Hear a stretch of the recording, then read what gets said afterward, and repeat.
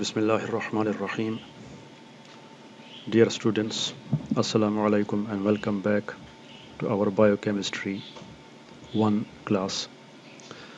We were discussing various non-covalent forces involved in the final formation of a protein molecule. हमने van der Waals forces discuss किए, उसके बाद hydrogen bonds हमने पिछली videos में discuss किया. अब इसके बाद इलेक्ट्रोस्टैटिक अट्रैक्शंस की बात हम करते हैं कि ये क्या है. Electrostatic attractions basically charged groups के दरमियान होते हैं जो कि प्रोटीन की पॉलीपेप्टाइड्स चेन्स पे पाए जाते हैं. अमीनो एसिड्स जैसे हमने पढ़ा है, इसमें दो किस्म के चार्ज्ड अमीनो एसिड्स, एसिडिक और बेसिक. तो उनके ऊपर आमतौर पे आयंस पैदा हो जाते हैं. लॉस ऑफ प्रोटॉन जो है, जो उनका कार्बोक्सिलिक ग्रुप होता है, अगर वो लूज़ करे तो वहाँ पे नेगेटिव चार्ज पैदा हो जाता है. इस तरीके से जो बेसिक होती हैं उनके अमीनो एसिड्स पे पॉजिटिव चार्ज आ जाता है. तो प्रोटीन की पॉलीपेप्टाइड चेन्स में ये पॉजिटिव और नेगेटिव चार्जेस एक दूसरे को अट्रैक्ट करते हैं. तो ये आमतौर पे फुली चार्ज्ड होते हैं, तो ये एक किस्म का आयनिक बॉन्ड बनाते हैं, लेकिन दे आर नॉन कोवैलेंट. अब ये बॉन्ड है दो फुली चार्ज्ड एटम्स के दरमियान, बट इट इज़ नॉट, तो हम नॉन कोवैलेंट की बात कर रहे हैं. इसके अलावा तो अब ये जो इलेक्ट्रोस्टैटिक अट्रैक्शंस हैं वो आप देख रहे हैं कि दो किस्म के हैं, बिटवीन फुली चार्ज ग्रुप्स और बिटवीन पार्शली चार्ज ग्रुप्स. तो इन दोनों के दरमियान जो अट्रैक्शंस पाई जाती हैं उनको हम इलेक्ट्रोस्टैटिक अट्रैक्शंस कहते हैं. अब आपके सामने ये दो एटम्स हैं, एक के ऊपर पार्शल नेगेटिव चार्ज है, एक के ऊपर पार्शल पॉजिटिव चार्ज है. अब इनमें ये जो चार्जेस हैं ये एक ख़ास डिस्टेंस तक ये चार्जेस कारामद होते हैं, यानी they will attract each other. और जो डिस्टेंस ज़्यादा होगा तो ये चार्जेस फॉल ऑफ होते हैं, यानी कि चार्जेस कम हो जाते हैं और फिर वो फोर्स ऑफ अट्रैक्शन इसमें नहीं रह जाती.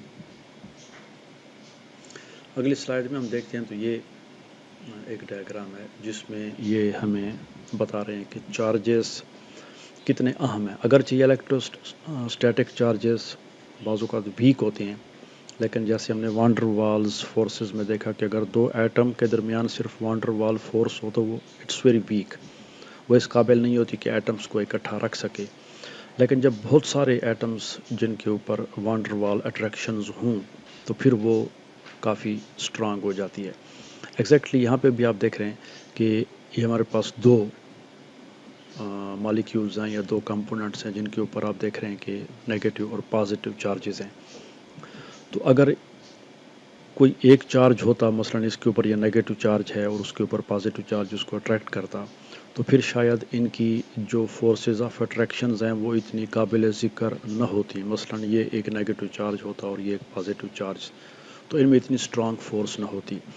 लेकिन since there are many charges and when they come close together, जैसे ये आप देख रहे हैं कि जब ये दोनों एक दूसरे के करीब आते हैं तो ये डिफरेंट पॉजिटिव नेगेटिव चार्जेस एक दूसरे को अट्रैक्ट करते हैं. This is electrostatic attraction.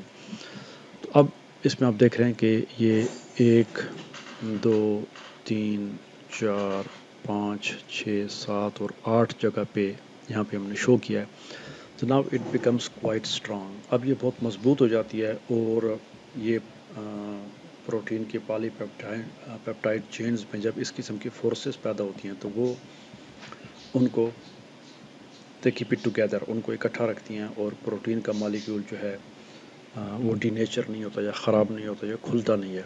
तो इनको हम कहते हैं इलेक्ट्रोस्टैटिक अट्रैक्शंस, जो कि या तो फुली चार्ज पार्टिकल्स के दरमियान होती हैं, यानी कि जो अमीनो एसिड्स हैं जो फुली चार्ज हैं, एसिडिक या बेसिक, या फिर पार्शली चार्ज्ड जो अमीनो एसिड्स की चेन्स में एटम्स होते हैं तो उनके दरमियान भी ये फोर्सेस पाई जाती हैं.